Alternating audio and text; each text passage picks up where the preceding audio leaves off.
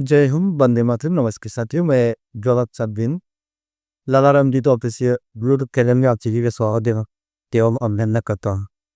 साथियों, मैं उत्तर प्रदेश मिर्जापुर शहर के सिटी ब्लॉक के पहाड़ी इलाके से ग्राम सभा से बिलोंग करता हूँ। मेरे गांव की कहानी भी बड़ी अजीब है। इस पर कहते हैं कि 1947 के बाद भारत देश आज़ाद हो गया, लेकिन हमारा गांव आज तक गुलाम है।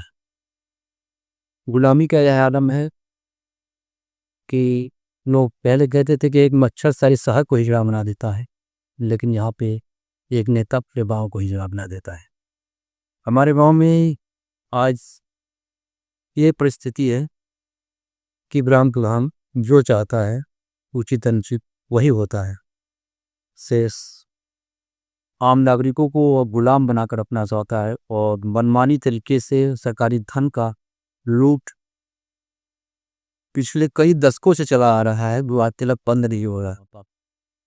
और जिसकी शिकायत उच्च अधिकारियों तक किया जाता है, लेकिन राजनीतिक दबाव के कारण इस पर कोई कार्रवाई नहीं होती।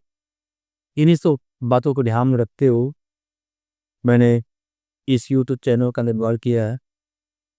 डिजिटल इंडिया बनाने के उद्देश्य से मैं एक CSC भी ली, ताकि हमारे गांव के लोगों को सरकार की सभी योजनाओं के बारे में जानकारी हो सके और इसका लाभ गांव के लोगों दोस्तों। मैं एक कहानी आपको बताता हूँ कि हमारे गांव की जो परिस्थिति है, आज़ादी के 75 सालों बाद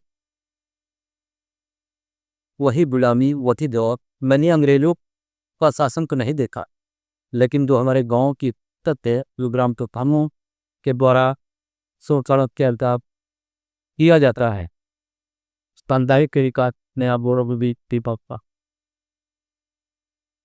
मिशन एक्सरे नाम के एक सीरियल के माध्यम से अपने गाँव की हेतु तक सरकार के प्रतामी के देश से इस शोध केंद्र का निर्माण कर रहा हूँ, जिससे गांव को लोगों को आने वाली सभी सुविधाएं आसानी से मिल सके।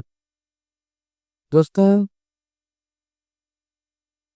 हमारा गांव मिर्जापुर शहर से मात्र 3 किलोमीटर दूर, मुख्यालय से मात्र 3-4 किलोमीटर दूर पे बसा हुआ है, जो कि पहाड़, एक तरफ पहाड़ है, दूसरी तरफ तीसरी योग्य जमीनें हैं, अच्छी लोकेशन है और आबादी भी यहाँ लगभग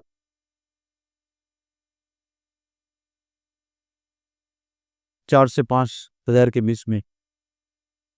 लेकिन ग्रामीण जो यहाँ के मूल निवासी हैं, वहाँ का शिक्षा स्तर बहुत ही दयनीय है, जिसका मुख्य कारण है कि हमारे ग्राम सभा में एक मात्र प्राथमिक विद्या है, जहाँ पर भी शिक्षा व्यवस्था फिलहाल अब तो कुछ सुधर गया है, था पहले बहुत ही दयनीय था। हमारे ग्राम सभा में ना तो खेल का मैदान है, न प्राथमिक और उच्च प्राथमिक विद्यालय है, ना तो स्वास्थ्य केंद्र है, ना तो खेल मैदान है, न ओपन जिम की व्यवस्था है। जबकि हमारे गांव के बगल में ही